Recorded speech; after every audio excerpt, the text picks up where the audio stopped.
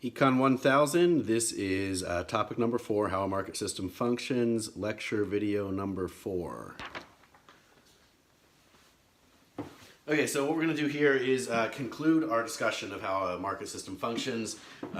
We just kind of ran through, at the end of the last video, the mechanics of shifts in demand and or supply, shifts in demand or supply, and seeing how changes in underlying determinants of demand or supply would ultimately lead to changes in equilibrium price and equilibrium quantity. To conclude this discussion of this topic, we want to kind of focus on a few important related aspects of a market system and recognize the important role of profit in a market economy, and then also recognize or reinforce that notion of kind of a laissez-faire, hands-off approach as being one that will lead us to outcomes and the advantages of that by describing the notion of spontaneous order in markets and discussing the essay I pencil, which appears in the coda of the textbook. So first, role of profit in a market economy. It's important to recognize that in a free market economy, profits serve as a signaling device, an important signaling device that direct resources to their most valuable uses. Okay, and because of that, to get good, efficient use of resources, good, efficient social surplus maximizing outcomes, we need to, as members of society, be willing to let profit serve as this important signaling device, let profit serve this function. So the important points to begin to recognize here are that if firms are earning large positive profits, in an industry, for many reasons that's a good thing. And I mean, it's not something that I would say we should kind of be envious of or vilify or try to eliminate, because in fact, that's serving as a signal to other potential producers, right, that, hey, we as consumers really, really like what this firm over here is doing. Current firms, you should do more of that. And other potential producers, you might want to think about doing this activity instead of doing something over here. Right? So the point is, large positive profits act as a signal. They act as a signal for current firms in the industry to increase their output. They also act as a signal for new firms, potential firms, to enter the industry. This leads to additional productive resources being attracted to this market in, I would say, a socially beneficial way, because the large positive profits are a reflection of the fact that consumers in a free market system are willing to pay a whole lot for the output of that firm. That means they value that output highly. It means they value that output more than they value other things that firms could otherwise produce, right? Hey, the productive resources are more usefully used over here than they are over here, okay? On the flip side, if firms currently in the industry are earning losses, negative profits, significant negative profits, that too acts as a signal. It tells the firms currently in the industry, to decrease their output or to find a more cost-effective way to produce the output using, fewer resources, or if all else fails, to, exit the industry, okay? It also, sends a clear signal to potential entrants, potential entrepreneurs, no, don't enter that market, right? All of this serves to direct productive resources away from the industry where the profits are negative. It diverts them away from that market toward other more highly valued uses. So again, we're getting a socially beneficial use of productive resources. In general, our productive resources are going to be directed toward producing the things that society most highly values, that households and consumers in society get the most benefit from consuming, if we let large positive profits attract additional resources to an industry, and if we're also willing to let firms fail and have it that firms that are earning negative profits go out of business and stop using productive resources to produce the thing that consumers aren't willing to purchase, okay, or not at the high prices. Again, recognize these important arguments rely upon freedom to engage in economic activity, right? For markets to efficiently allocate productive resources, on the one hand, it has to be that resources are allowed to engage in whatever activity offers them the greatest return. We don't want governments putting up, or firms lobbying governments to put up barriers to entry that prevent new firms, new entrants from coming in and competing, right? We need freedom of entry to get this first point. We also need people to be willing, or society to be willing, to let failing businesses fail, right? So the whole notion of too big to fail is bad in the sense that it goes against the second point of having negative profits divert productive resources away from endeavors that are not as beneficial to society. Beyond that, recognize, again, economics is a social science, recognize the human element here, right? Profits can only serve as an effective signal if someone, a person, is able to recognize, appreciate, and respond accordingly to different levels of profits. Okay, that person, the person that plays this role, is the entrepreneur. Entrepreneur, someone who undertakes and oversees a business venture, typically with considerable initiative and exposure to risk. The realization of this efficient movement of resources requires, again, the entrepreneur to have the insight, the foresight, to be able to recognize and gravitate towards creating that new product, bringing the new product to market, taking on the risk that's involved. Because after all, if we have an environment, I would say the good environment, in which we allow unsuccessful firms to fail, well, it's the entrepreneur that's then going to lose if the venture is a failure. Okay, and again, reinforcing the realization of this efficient movement of resources requires, in part, that firms earning negative profits are allowed to go bankrupt. The economist Joseph Schumpeter, lived from 1883 to 1950, described capitalism as a gale of creative destruction, kind of getting at, we shouldn't try to avoid bankruptcies from time to time. We shouldn't have a system in place where we are adverse to letting firms fail if they're not performing from a monetary standpoint, bottom line profit. No, and in fact, we need to be willing to accept those failures of businesses and the consequent, perhaps increases in unemployment that come along with them, and the negative effects for not just the entrepreneur but the workers, and maybe even the consumers as well. The workers that then don't have enough money in their pockets as they get laid off. For long-term efficiency, we need to accept those as undesirable, yes, but undesirable consequences of an otherwise efficient system for allocating productive resources. And in fact, the efficient allocation of productive resources over time, in many respects, is dependent upon accepting that as part of what moves our resources around over time. This is all kind of related to, and the whole notion of getting back to the self-enforcing nature of market equilibrium is tied into the notion of the spontaneous order of markets. Okay, so the concept of spontaneous order, which applies to systems in general and is not unique to economics or markets, but spontaneous order refers to the natural and undirected emergence of order out of seeming chaos. Okay. So in a market system, the actions of individuals pursuing their own self-interest, right? Kind of borrowing from Adam Smith and his notion of the invisible hand, right? The actions of individuals pursuing their own self-interest give rise to outcomes that are in many respects better for society than what would be realized by deliberate, intentional planning. Okay, the economist Thomas Sowell, in his book Basic Economics, relays this story of a reported exchange between the last president of the Soviet Union, Mikhail Gorbachev, and then Prime Minister of Great Britain, Margaret Thatcher.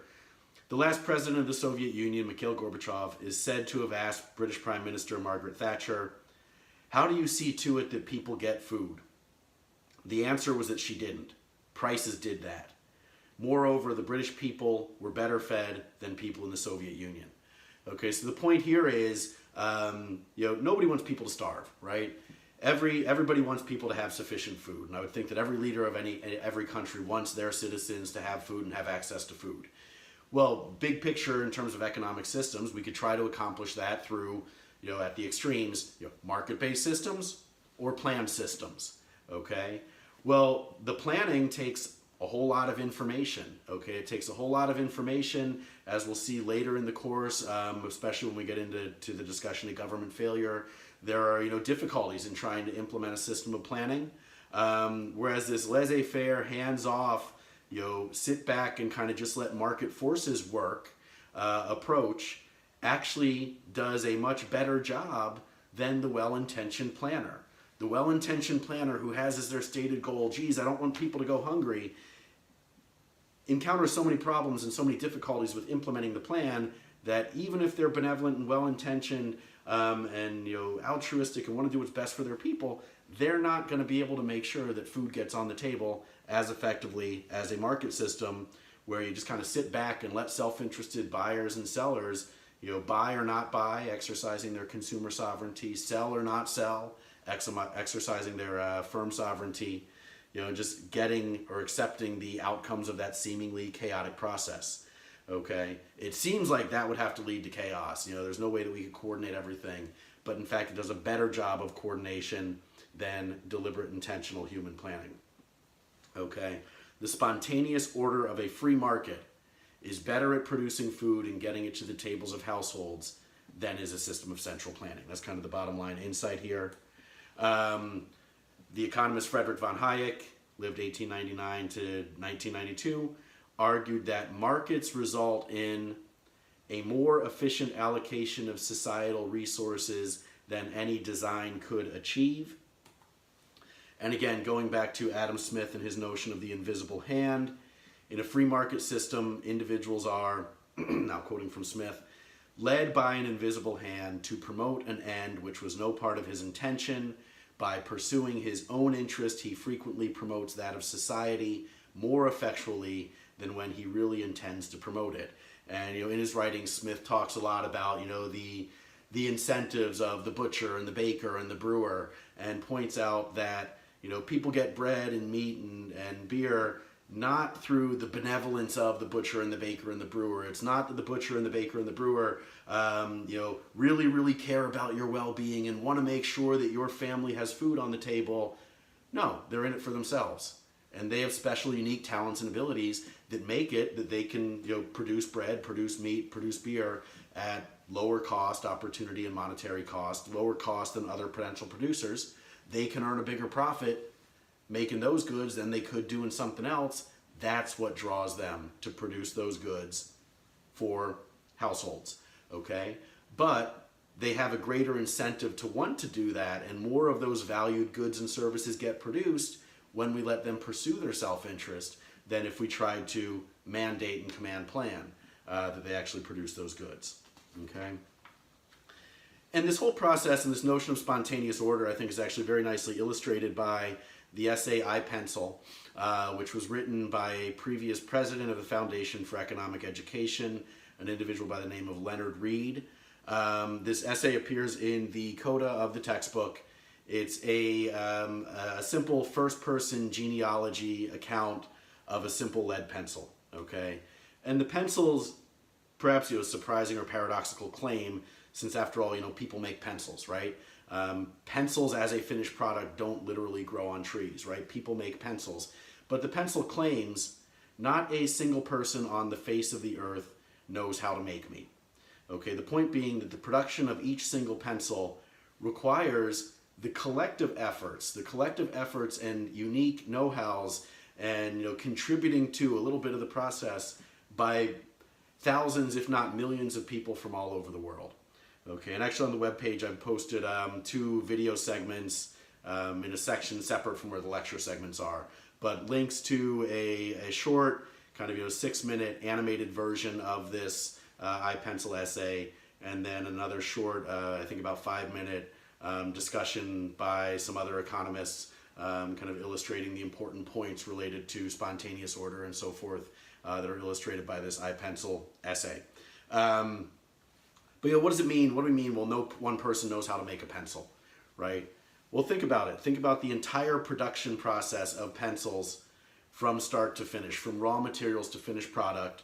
And then ultimately think about the incentives for people to contribute their little piece of know-how, their little piece of expertise, their little contribution to making the pencil. Right? There's perhaps trees grown in California cut down by loggers. Well, to most effectively cut down the trees, we need saws and ropes and trucks and trains necessary to harvest the wood and transport it to the mill. Each of those has how many different inputs, right? The workers, as they're providing their labor, they need food and beverage to be nourished, right? Once the wood is taken away, it needs to be kiln dried and tinted. Other workers, other inputs, right? That mill needs to be powered somehow, maybe by a hydro plant. Well, geez, we need people to build the hydro plant, and the people making the hydro plant in a very, very small way are contributing to the finished product of that pencil, right? The layers of wood need to be held together by glue. We need graphite from Sri Lanka. We need zinc and copper to make the brass ferrule on the end of the pencil holding the eraser to the pencil. We need clay from Mississippi, wax from Mexico, pumice from Italy. Millions of people all doing their little small part to ultimately make each pencil. But an important point to keep in mind is, again, not one single person knows how to make a pencil from start to finish. Or even if they did, the amount of time and effort that would take them would be so much greater that pencils would cost a whole lot more. Right? It's much more efficient and effective to do it this way, even if one person did know how, but I would maintain not one person knows how. So the first big problem that we need to figure out a solution to is a coordination problem, right? We have this knowledge and know-how spread out over millions of people all over the globe, and we somehow need to incentivize them, provide incentives for them to coordinate and all act together to get pencils made, right? Well, the argument here is, the point here is that a voluntary system of markets provides the incentives for people to spontaneously engage in the activities and each contribute their own little piece of know-how. Right? To make each pencil, we must first somehow coordinate all the actions of these different people in order to have each one contribute their own little piece of knowledge or skill to the process. In a market system, this cooperation takes place spontaneously without anybody having to oversee or dictate the process. The individual incentives present in a market system result in, and now quoting from the essay, the configuration of human energies, millions of tiny know-hows configurating naturally and spontaneously in response to human necessity and desire, and in the absence of any human mastermind. So we don't have someone dictating or commanding. It's just, again, a kind of laissez-faire, hands-off approach. Spontaneously, this is the outcome we get.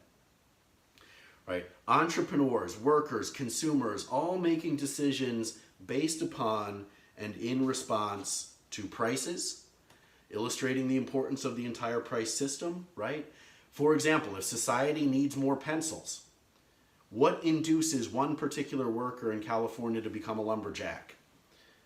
Well, I would say it's not some altruistic notion that, geez, school children in Georgia need pencils, so I need to become a lumberjack and have that be my calling to supply more wood for pencils for school children in Georgia. No, if pencils are more highly valued by consumers, demand increases. Demand for the inputs needs to increase to provide more inputs, right? Equilibrium price, equilibrium quantity of pencils both increase. We need more lumberjacks to harvest more wood for additional pencils. But since pencils now cost more, we can pay the lumberjacks more, right? The wage rate paid to lumberjacks must increase to voluntarily attract more people to that profession. Each new lumberjack doesn't necessarily care about making a pencil. They just care about, bottom line, they can make more income being a lumberjack than their next best alternative. They simply want to generate a higher wage and a higher income for their household. They're self-interested. They're selfish, okay? What results in more pencils being produced and more people being employed as lumberjacks is not some benevolent, altruistic concern with the social need for more pencils on the part of the lumberjack entrepreneur or anyone else. Rather, it's individual pursuit of self-interested or self-interest by rational, self-interested people, okay? And again, as illustrated in the essay and reinforced in the videos I posted online, 3 surprising features of this entire scenario. Again, no one single person possesses the know-how to make a pencil from start to finish. Secondly, most people who in the end contribute to or help to make pencils don't even necessarily intend or necessarily care to be making pencils, okay? But yet, this entire process takes place and valued goods such as pencils are produced without any planner overseeing or dictating the process. Okay, the spontaneous order of markets here illustrated by this nice, timely essay, iPencil, written by Leonard Read over half a century ago. So this concludes our discussion of how a market system functions. Thank you.